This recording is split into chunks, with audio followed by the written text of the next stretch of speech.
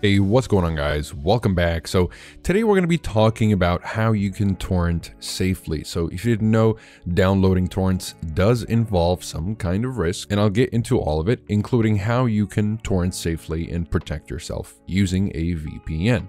So let's get straight into it. Before we begin, if you guys are interested in any of the VPNs mentioned today, whether you'd like to go straight to the pricing and discounts or want to check out reviews so that you can learn more about these, you'll find everything you need in the description down below. Now, if you're not familiar with the risks of torrenting, there are some, and the first one would be potentially downloading viruses and malware. So in this case, a VPN will not exactly help you because a VPN is not an antivirus. You want to be careful which torrent you click on. So you always want to check out the comments and whatnot of any torrent that you're downloading to make sure that it is, verified and people that downloaded it are actually satisfied with it, and so on and so forth. Also, if you engage in any kinds of activities like torrenting, which require a lot of bandwidth and data, your ISP may be one of those ISPs that will kind of throttle that sort of activities. And so in this case, you want to use a VPN so that you hide the fact that you're torrenting so that your ISP won't throttle your connection as a result. Another risk is, as you can tell right here, anybody that's downloading the same torrent,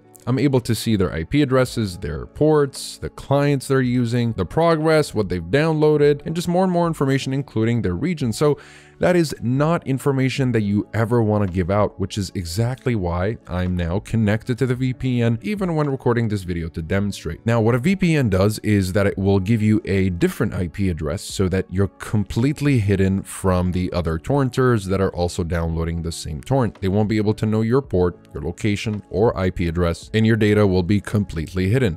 Now, a VPN is not only important to encrypt your data and make sure that nobody's able to see what you're doing online, including your government and ISP, by the way, but a VPN is also helpful to give you access to services that are not available to you. So for example, because I'm connected to the ExpressVPN German server here, then that would mean I'm able to access basically everything in Germany. So if I want to watch German Netflix or any kind of German show, I can access it without any problems. Now, that doesn't work with any VPN. You need a really good VPN for that to work, which is why I've chosen these three as the best overall for streaming, torrenting, and overall security. Again, you can check out the full reviews down below, but if I were to make a quick recommendation here, I would say ExpressVPN is the best of the best overall. It's the most consistent and most reliable VPN. Also, all the servers support peer-to-peer activities, so you can just connect to any server and it'll work just fine. Whereas with NordVPN, you may have to connect to the peer-to-peer servers in order to have full peer-to-peer access, but that's not really that much of a problem. It's just an accessibility feature in ExpressVPN just to make it as easy as possible to use the VPN. And that's one of the reasons why I like to use it. Again,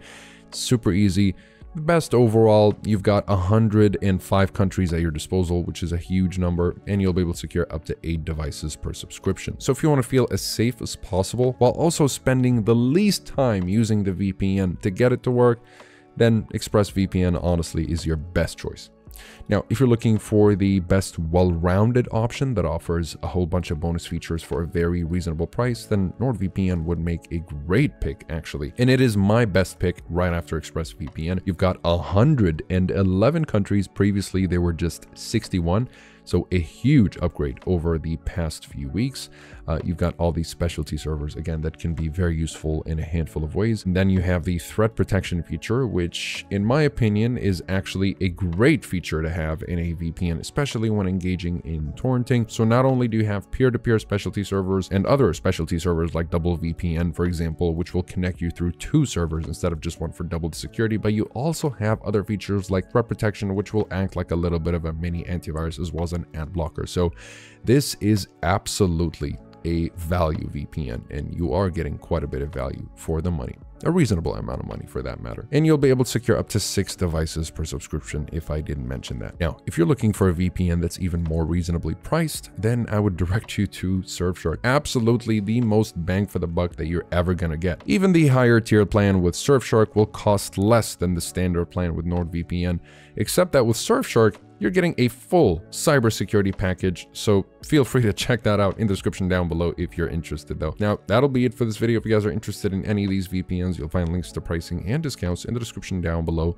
as well as full reviews if you'd like to learn a little bit more about them. Now, before you guys go, there's one thing I'd like to make sure that you are aware of, and that's the plans that you might want to go for with any of these VPNs, be it Express, Nord, or Surfshark. But let's just use Express to demonstrate, because out of curiosity, I did ask Express, and they mentioned that a lot of people end up spending more money on the monthly plan rather than going with the yearly plan, because the typical pattern is that people renew monthly, thinking they might not need the VPN long term. So unfortunately, they end up spending more money on the monthly plan with the higher rate than they would have going with the yearly plan, which significantly lowers the rate, especially with the discount code I provided below. So ultimately, if you know you're not going to need Express for longer than a month, definitely get the monthly plan. But if there's a chance you might end up using it longer than a month, you might want to go with the longer term plan.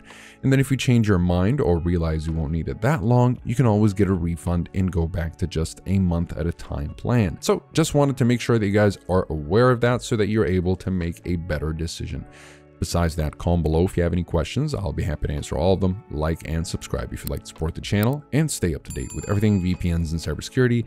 Thank you guys very much for watching, and I'll see you in the next one. Have a wonderful day.